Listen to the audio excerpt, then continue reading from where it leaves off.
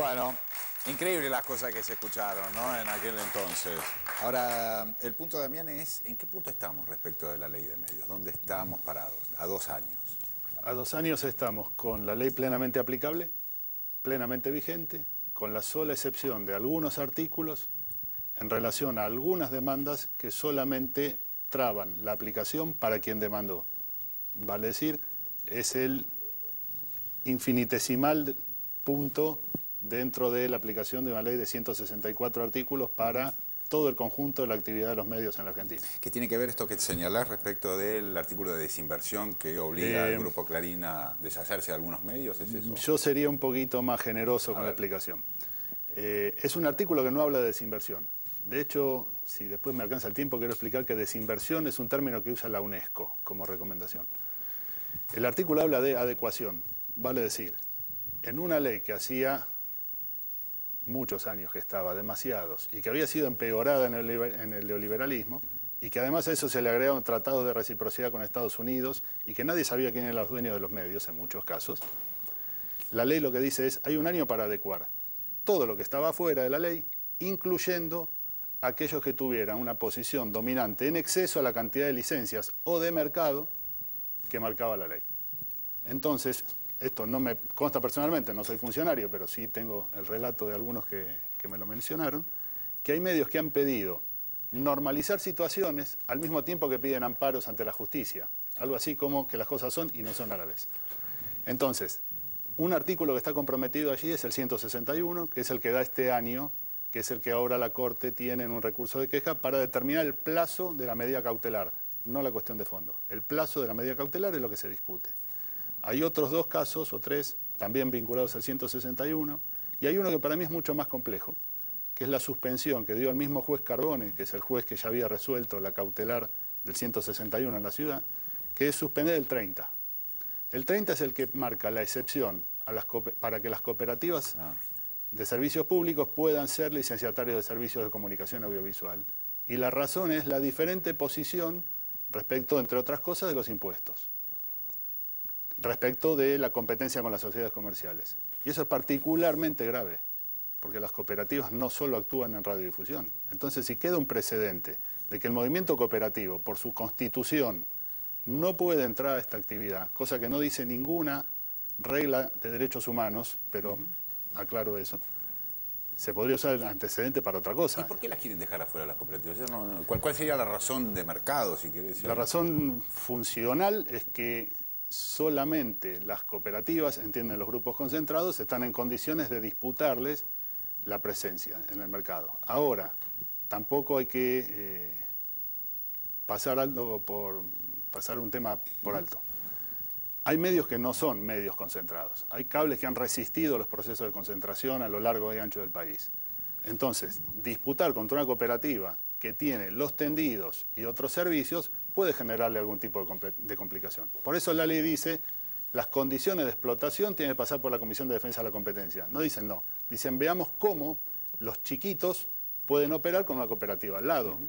Insisto, la ley lo que marca es una plataforma de pluralismo y no trabaja con consignas, trata de trabajar con reglas claras. Y el 30 trabaja en esa línea. ¿Hay una participación importante de las cooperativas en este momento en el interior del país en la distribución de cable o es una posición? Bueno, estaba prohibido. Cuando se normalizó la situación después de un fallo de la Corte, se las admitió, pero volvieron a tener trabas y hoy por hoy tienen 35 pedidos que están en la Comisión de Defensa de la Competencia. Es una estimación a ojo leyendo el boletín oficial, porque tienen que decir que la están pidiendo, y eso está hoy suspendido. Claro. Bueno, están pasando cosas entonces. Hay muchísimo. Claro, están pasando muchas cosas. ¿Sandra? Claro, es que están pasando cosas y no nos enteramos que pasan cosas precisamente por las características de esta ley y por el estado de situación, ¿no? Quizás sea una de las leyes más invisibilizadas, por los que todavía no desinvirtieron.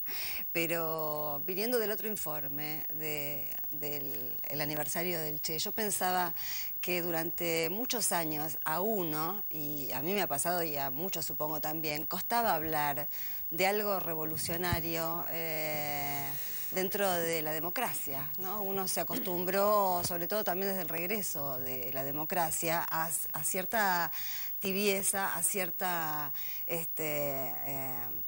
mira corta, digamos, de objetivos, entre otras cosas porque también desconocíamos los negociados y los consensos a los que tenían que llegar los respectivos gobiernos con las corporaciones de medios que mientras tanto fueron creciendo. Creo que hace 2 años todos vivimos lo más cercano que nos ha tocado vivir en estos términos, ¿no? Sentimos que era revolucionario, sigue siéndolo, porque da vuelta a un statu quo y pone las cosas de una manera diferente. Y por último, me parece también interesante decir que aquí lo estamos viviendo como uno de los temas centrales políticos, pero es un tema mundial y es un tema del que cada vez se va a hablar más en todo el mundo porque cada vez se tiene más conciencia de que las concentraciones de medios son un enemigo de la democracia. Facho, ¿te parece que modificó algo efectivamente la ley de medios, la sanción de la ley de medios en la realidad? Sí, y ustedes tienen mucho que ver con eso, porque ustedes de alguna manera fueron una pica de Flandes, digamos, plantear doctrinariamente el tema de lo que pasa con la influencia en los medios, pero también porque por su misma subjetividad, por su misma parcialidad, esa parcialidad es pedagógica, o sea, porque de alguna manera lo que ustedes muestran es que lo que ustedes hacen lo hacen abiertamente, pero que de todas maneras en las otras formas también existe la subjetividad, pero de alguna manera disimulada o disfrazada por recursos que ahora ya han dejado de ser eficaces, ¿no? Yo quería decir algo desde esa presentación que hiciste de mía y dijiste que me gustaba mucho la historia, que era historiador. Para entender la historia argentina, uno de los ejes vertebrales es el de la dependencia. La dependencia es la relación que establece un poderoso con un débil, ¿no es cierto? Y de alguna manera lo domina, lo explota, etc. Hubo distintas etapas de la dependencia. La dependencia, por ejemplo, en determinado momento la dominación pasó por la dominación de los cuerpos, que fue la esclavitud. En otro momento pasó por la dominación de los territorios, por ejemplo, el intento de las invasiones inglesas, ¿no es cierto? Otra parte pasó por el dominio de los mecanismos financieros, ¿no es cierto?, que comienza Rivadavia y sigue hasta nuestros tiempos, la rémora, ¿no es cierto?, de ese endeudamiento tan criminal. Pero una forma moderna del mecanismo de dependencia y dominación es el saqueo de las mentes, es decir, la ocupación de la forma de pensar, decidir. Y ahí es donde realmente se debate el tema, para mí, la forma más profunda del debate de los medios.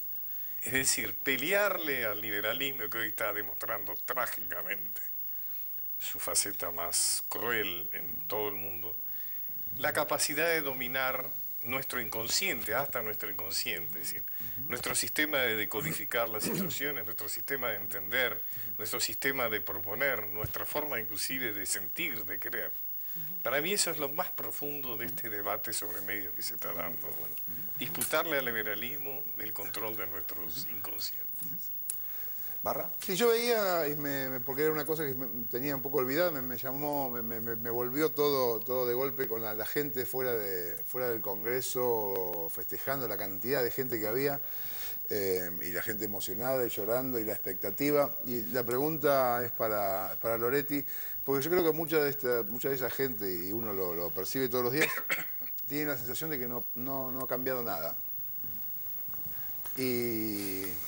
Bueno, es que hay esfuerzos. ¿Qué le dirías a hacer la eso. señora que lloraba, a toda esta gente? Porque a nosotros sobre todo se nos acercan todo el tiempo. A ver, cuando yo mencionaba la cantidad de años de vigencia de la ley anterior, citaría un par de detalles como para marcar la dificultad de esto. En el año 91, si no me equivoco, se hizo la única presentación de un proyecto compartido entre radicales y peronistas. El proyecto encabezado por Fernando Paz. En ese proyecto trabajamos con Mariotto. Nos faltaron 4 votos para llegar al recinto. Digo, no salieron de las comisiones. Imagínense el dato que implicaba un montón de diputados, faltaran 4 para llegar al recinto. Ahí nos prometimos, el primero que llega a algún lado llama al otro y ayuda. Bueno, cumplió Gabriel. Pero digo, después no hubo mucha discusión, más bien los proyectos eran al revés. Todo eso generó decretos de necesidad de urgencia y la ley de reforma del Estado para privatizar. en todo ese tramo esto se concentraba cada vez más.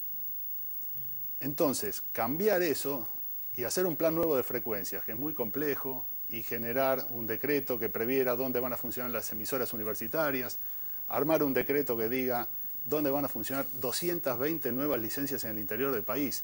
Solamente 8 ciudades tienen más de una señal propia. La ficción en el interior del país es 0. Hasta que aparecieron los proyectos basados en los concursos para televisión digital.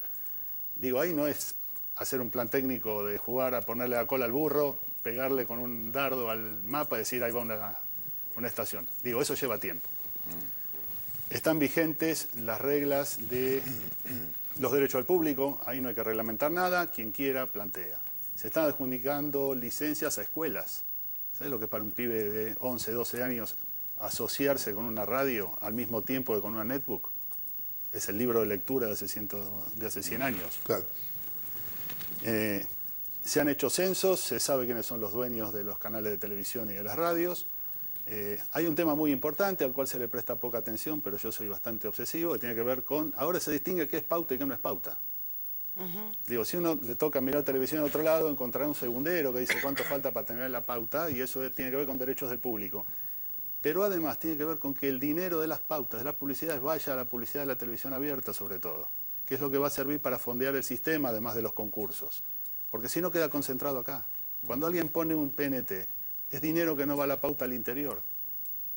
Y la televisión en el interior se sostiene, la televisión abierta, por vía de publicidad. Digo, ahí no hay solamente un problema estético, hay un problema de distribución de la riqueza para hacer ficción, noticieros, estéticas nuevas. Eso se está cumpliendo. Y hay más todavía para agregar. Sí, está clarísimo. A ver, ¿alguien quiere? Nora, que tenías algo para aportar? No, en realidad, haciendo un paneo por todos los informes que hemos visto hasta ahora, si uno recuerda el discurso de Mariano Grondona al principio del programa diciendo que bueno, la guerra de Malvinas le permitió a él este conflicto, este dilema, porque los negritos, los cabecitas negras daban su vida por la patria mientras era agredido por el imperio al que él seguía admirando. Después el señor de derecha, que se define como tal y que no encuentra en dónde representarse en el acto de Cecilia Pando. Y después lo enlazás con las imágenes de lo que fue el debate por la ley de medios y ves a muchos periodistas preguntando, yo dudo que sea desde la ignorancia, sino desde la desinformación adrede para confundir y para generar esta idea de que se iba a terminar la libertad de expresión, iba a promoverse la censura. Digamos, en realidad lo que está en disputa es clarísimo lo que decía Alfredo Zayat, ¿no? La democratización de voces, la posibilidad de que no sean esas voces hegemónicas las que sigan siendo las únicas que puedan ser escuchadas. Pluralidad, ¿no es cierto? De eso se trata. Muy bien, vamos a cambiar de